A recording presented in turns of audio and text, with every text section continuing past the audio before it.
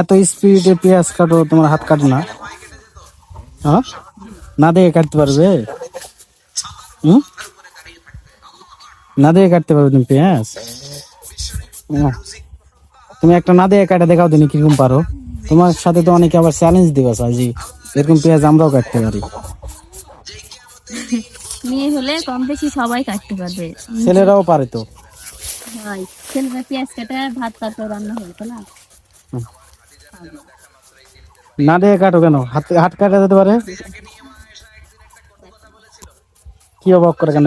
হাত না মিশিং, এই জন্যই তো সবাই তোমাকে অনেক ইয়ে করে, পছন্দ করে। যাই, তুমি কষ্টের মাঝে যে হাসিগুলো লুকিয়ে রাখো, এটাই অনেকের কাছে অনেক কিছু, বুঝলি? হ্যাঁ।